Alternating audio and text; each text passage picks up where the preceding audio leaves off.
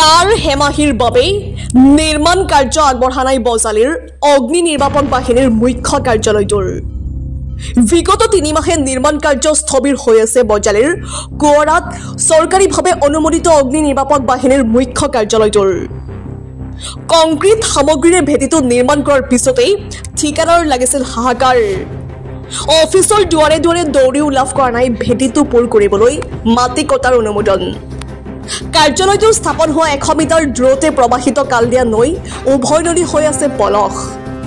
কিন্তু বিভাগীয় কৰ্তৃপক্ষই অনুমোদন নিদিয়ে অগ্নি নিৰ্বাপক বাহিনীৰ মুখ্য কাৰ্যালয়ৰ ভেটিৰ বাবে মাটি কাটিবলৈ।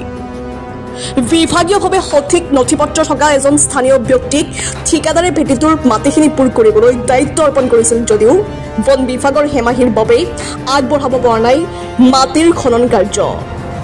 অৰ্ধনিৰ্মিত কাৰ্যালয়টোৰ ভৱিষ্যত অন্ধকাৰ দেখি বন বিভাগ আৰু আয়ুক্তালয় ৰাইজৰ আহ্বান, অতি শীঘ্ৰে কৰিবলৈ দিয়ক অগ্নি নিৰ্বাপক বাহিনীৰ নিৰ্মীয়মান কাম। News desk report, digital Assam live. আমি তো ফাউণ্ডেশ্যন কৰিলোঁ, বাউণ্ডাৰী চাৰিকানি কৰিলোঁ, এতিয়া মাটি ভৰোৱা হোৱা নাই, সেইকাৰণে আমাৰ কামটো বন্ধ হৈ আছে। কিমান দিন হ'ল কামটো? আমাৰ পূৰা কাম ষ্টাৰ্ট হ'ল ৩ মাহ হ'ল, কাম ৬ মাহৰ পৰা আমাৰ প্ৰগ্ৰেছ চলি আছে।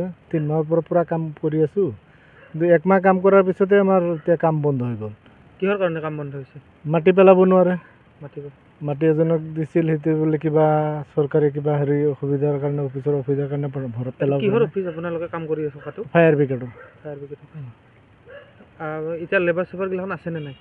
লেবাৰ মোৰ ২৫ জন লেবাৰ আছিলোঁ, কালি ১৮ জন পঠাই দিলোঁ, এতিয়া ৭ জন আছোঁ আমি। ২৫ জন পঠাই দিছে মাটিৰ অভাৱৰ কাৰণে? মাটিৰ কামেই নহয়, বহাই বহাই খুৱাই আছোঁ।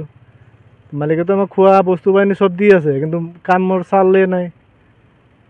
আচলতে মাটিৰ অভাৱৰ কাৰণে আপোনালোকে যি শ্ৰমিক আছিল সেইবোৰ পঠিয়াই দিব লগা হৈছে। মাটিৰ অভাৱৰ কাৰণে এতিয়া আপোনালোকে চায়ে আছে, বাউণ্ডাৰী কৰি থলোঁ, হেৰি কৰি থলোঁ, মাটি ভৰালে ওপৰত কাম কৰিব পাৰিম।